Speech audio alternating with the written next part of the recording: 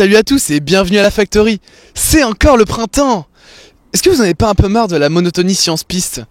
Qu'est-ce que vous diriez si on installait un sol cogneur en plein milieu du jardin du 27? Ou si encore l'épreuve décisive du crit, c'était du Quidditch? Pour tout ça, la Factory vous embarque dans l'exposition Harry Potter pour faire découvrir tous les mystères de son univers. On passe aux images.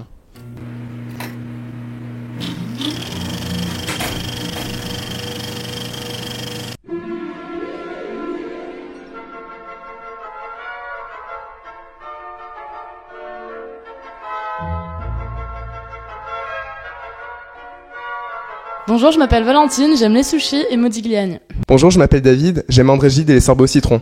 On a plus de 2000 km² consacrés à l'univers des apprentis sorciers. La taille de l'exposition est vraiment impressionnante et elle permet de voir de nombreux accessoires de la saga. Les décors sont entièrement reconstitués avec plusieurs centaines d'objets et accessoires soigneusement conservés par la production. Du Nimbus 2000 en passant par le vif d'or remporté par Harry aux robes d'Hermione. Pour entrer dans le jeu, il faut vraiment être un grand fan des films d'Harry Potter. L'ambiance est réussie, que ce soit au niveau de la musique ou avec la diffusion d'extraits des films tout au long de la visite. D'ailleurs, l'exposition concerne avant tout les films d'Harry Potter, mais pas les livres. Si vous voulez vous asseoir dans le Poudlard Express ou parcourir les salles mythiques de Poudlard, cette exposition n'est pas faite pour vous. Si vous êtes un fan inconditionnel de la saga Potter, allez voir l'expo. Cependant, on aurait voulu être beaucoup plus immergé dans l'univers de la saga. Si vous attendez à quelque chose de vraiment interactif ou que vous ne connaissez pas si bien que ça les films, vous risquez d'être déçus. La Gazette du Sorcier Breaking News, on a trouvé un fils d'arcueil à l'exposition Harry Potter.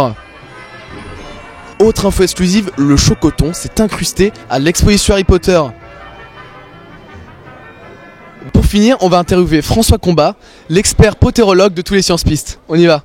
Pourquoi vous n'avez pas voulu venir à l'exposition Harry Potter qui porte principalement sur les films? Les livres sont plus clairs et moins bavards que ne sont les films. Il y a la magie, mais il n'y a pas que ça. Il y a un itinéraire intellectuel, il y a un itinéraire moral, il y a des choses qui touchent au sentiment, des choses qui touchent au rapport à soi, des choses qui touchent à la conscience de la nécessité de la solitude, à la conscience de la nécessité du courage, des choses comme ça.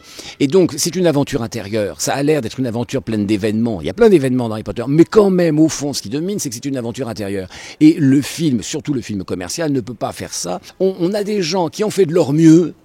Indéniablement, ils ont fait de leur mieux, ils ont travaillé avec un amour, mais bah oui, mais le problème, c'est qu'il faut pas adapter une œuvre littéraire au cinéma. Point.